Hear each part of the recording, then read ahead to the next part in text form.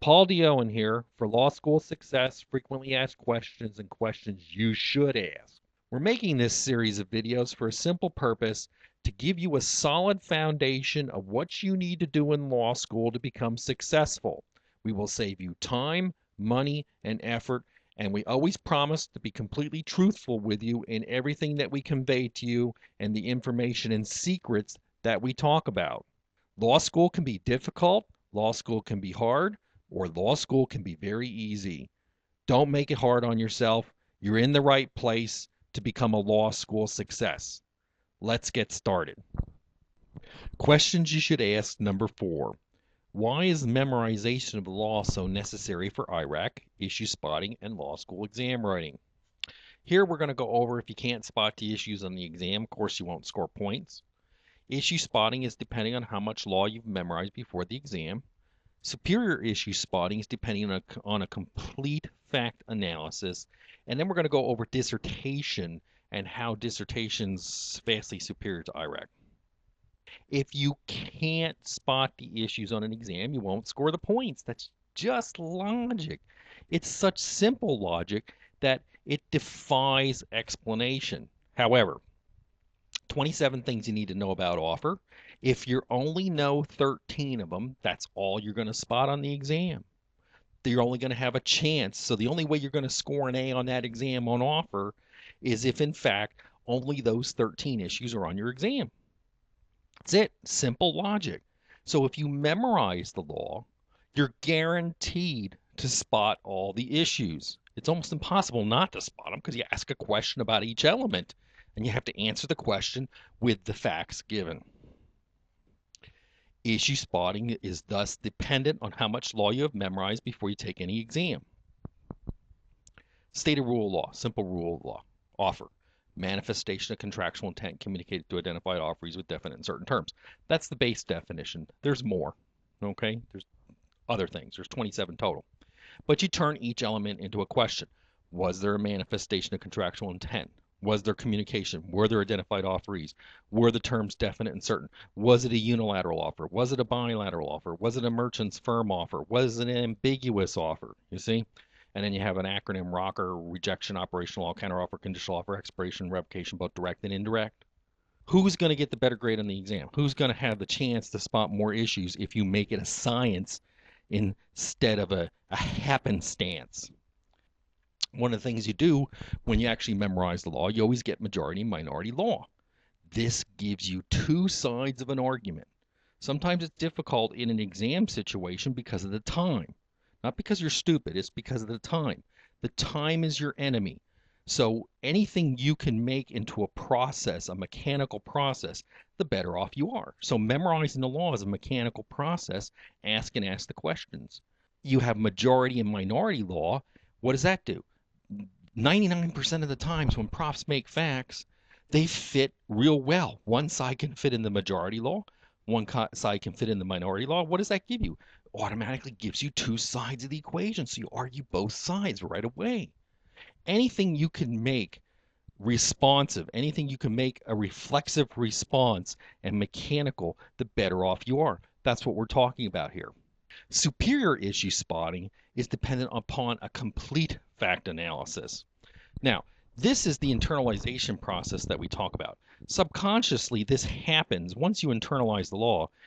Practically every time you read fact patterns, you can see every issue just pops right out at you. It's almost impossible not to see them because your mind is thinking in those terms now. But to increase that ability, what we do is we have students take large numbers of essay questions that were given on exams, and we have you write them out not in paragraph format, but vertically, so that you can look at every single word, every single adjective, every single fact, every single grouping of facts, every preposition, every part of every single sentence you can look at, and you can determine what the issues are related to that fact.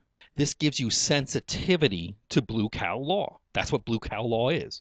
Blue cow law is the spent all night at the sleazy saloon. Blue cow law is, the speed limit's 35 miles per hour, but everybody goes 5 miles an hour over the speed limit. You won't spot these issues if you don't memorize the law. It's impossible to see that stuff unless you've internalized and memorized the law. Even then, it's difficult to do. That's why we have people do R&R issue spotting drills to increase your sensitivity for what's every single thing that's been told to you and to do it in a time constrained manner. We're talking about doing this in an hour. And dissertation. Now, IRAC, issue, rule, application, conclusion, is a highly inefficient method to write about anything because you state the issue, you state a question, you state a rule of law, and then you apply it and then you make a conclusion. We could show you examples where if you do the traditional IRAC method, you're looking at 120, 150 words. If you use the dissertation method where you consciousness stream of thought, when Joe said to Harry Molo, "Would you like to buy my Chevy?" he manifested contractual intent. You see? You don't have to state that the issue's manifestation of contractual intent. All you have to do is talk in a narrative format and include the rule of law in your narrative format with the facts and apply the facts as you go. 120 words, you can pare it down very quickly to 50 or 60. You can't learn this stuff 2 weeks before the exam. We use this dissertation method, which is a narrative, and it makes a lot of sense. Plus, it also allows you to underline the key words. One of the key issues here is, remember we told you, a dirty little secret, don't tell anybody. But profs don't write model answers, and profs don't grade from model answers. They're lazy. Plus, they don't know how to write model answers. And if they did and they posted a model answer, some little smartass who does things our way will come up and say, well, you missed this issue and you missed this and you didn't talk about this. And believe me, there's lots of things the profs miss. There's lots of things the profs don't talk about. So what does this do? You write in this narrative format, and then as you go through the key elements of the law, you underline them. This allows the prof, if you're writing neatly and you're writing properly and you're writing in such a manner that it allows someone to skim the page and just see the underlying words, they will know that you're talking about everything there is to possibly talk about on the issue. They'll know this. They just skim through it.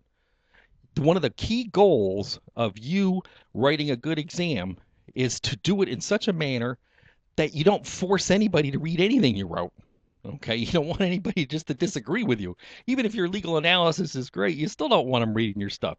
It's so much easier for them to just scan their eye down the middle of the page and see all the underlying words and know that you hit every single thing you could possibly talk about because all the key elements of the law are underlined, including majority, minority law, and positions, and on and on and on.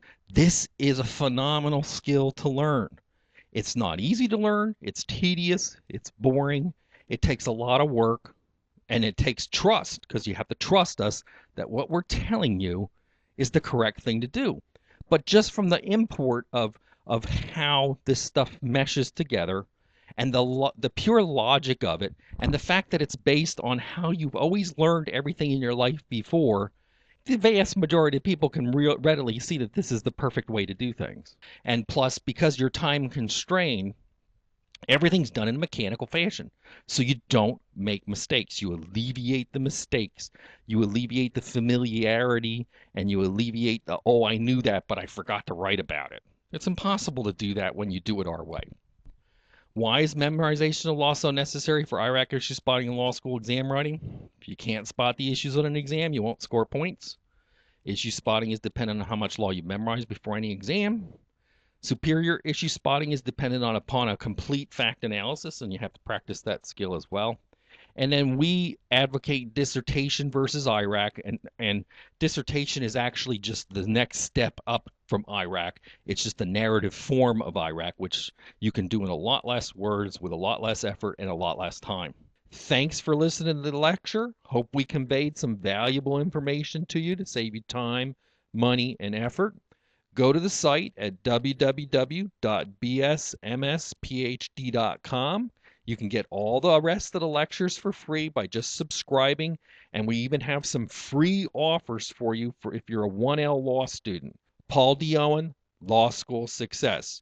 You've come to the right place.